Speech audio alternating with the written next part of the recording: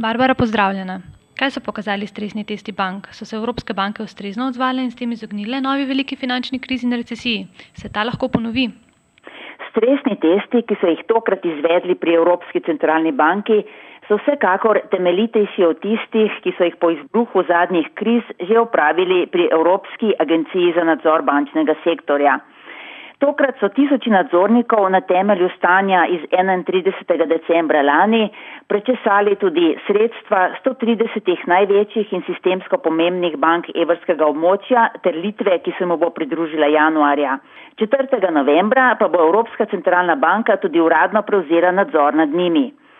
V Frankfurtu verjamejo, da zdaj nobena članica skupne evropske valute ne bo mogla več prikrivati pravega stanja svojih bank, bolj majajoče pa čakajo tudi nove dokapitalizacije ter čiščenja bilanc.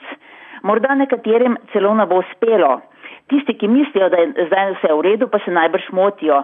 Po prepričanju poznavalcev je v Evropi veliko preveč bank, še posebej takšnih s premalo vzdržnimi poslovnimi modeli, zato je prava konsolidacija bančnega sistema najbrž šele pred nami. Res pa bo ta zdaj lahko potekala bolj nadzorovano in z odprtimi kartami. Kako so se na stresne teste odzvali finančni trgi? So manj nervozni? Odvisno od tega, kateri trgi. Francoski in španski so se lahko razveselili bolj optimističnih informacij o svojih bankah od pričakovanih, slabših rezultatov od dejanskih so se bali tudi številni Grki. Med 25 pozno ali celo premalo dokapitaliziranimi bankami pa je bilo kar 9 italijanskih, položaj pa ni razveselil niti v Sloveniji, kjer sta dodatni kapital že potrebovali obe največji banki, Nova Ljubljanska banka in Nova Kreditna banka Maribor. A tudi v Nemčiji, ki je iz testa išla le z eno problematično banko od 24 pregledanih, se trgi niso dolgo veselili, saj je indeks poslovne klime IFO že dan po razkritih bančnih testov spet pokazal navzdol. To samo dokazuje, da banke ne lebdijo v praznem prostoru, ampak so tesno prepletene z gospodarstvom. In tako kot velja, da gre slabimi bankami slabo gospodarstvu, je res tudi obratno, še posebej, ker so testi merili samo pripravljenost na blažjo recesijo in ne na katastrofalne dogodke, kakršni so sprožili zadnje krize. Kot nenehno ponavlja tudi predsednik Evropske centralne banke Mario Draghi, morajo države za izboljšanje svojega gospodarstva in bank poskrbeti za strukturne reforme. Že dosedanje precej neuspešno zalaganje bank z denarjem ECB je pokazalo, da celo pri bankah denar ni vse. Kako morajo ukrepati banke, ki niso opravile testa? Kaj to pomeni za njihove lastnike in davkoplačevalce? Najbolj neuspešne morajo novim nadzornikom do 10. novembra predložiti načrt svojega zdravljenja, pri čemer se lahko na davkoplačevalski denar naslanjajo le v skrajni sili. Najprej bodo morali poiskati zasebne investitorje ali pa bodo morali v žepe seči sedanji. A tudi tiste, ki so se že ukrepile, tako kot obe omenjeni slovenski banki, čakajo novi izzivi.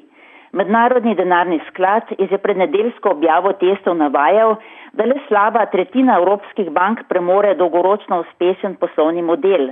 V ZDA, kjer so po krizi veliko bolj odločno pometli slabimi bankami, ter se lahko pohvalijo tudi z višjo gospodarsko rastjo, naj bi bilo takšnih že 80%. Pri tem pa je evropsko gospodarstvo še veliko bolj odvisno od klasičnih bank kot pa ameriško. So stresni testi zanesljiv pokazatelj trdnosti bančnega sistema in ali ECB s svojimi ukrepi bankam in gospodarstvu koristi ali bolj škodi? Stresni testi so zagotovo potrebni, prav tako skupni nadzor nad evrskim bančnim sistemom. Se na območju skupne valute ne moremo imeti desetin nadzornih teles s pogosto nasprotujočimi in celo sebičnimi interesi, kot so pokazale tudi zadnje krize. Še posebej v Nemčiji pa so mnogi kritični do nekaterih dosedanjih spodbujanj bančnega posojanja, ki ga izvajajo v Frankfurtu.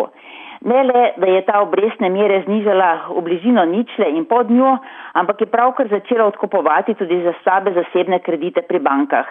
Draghi in njegovi se še obotavljajo pred kvantitativnim sproščanjem ameriškega sloga, saj Nemčija ostro nasprotuje centralno bančnemu financiranju državnih proračunov, a tudi preobilica poceni denarja na trgu se zdi mnogim nevarna, če upoštevamo, da so baloni zakrivili tudi zadnje finančne in gospodarske krize.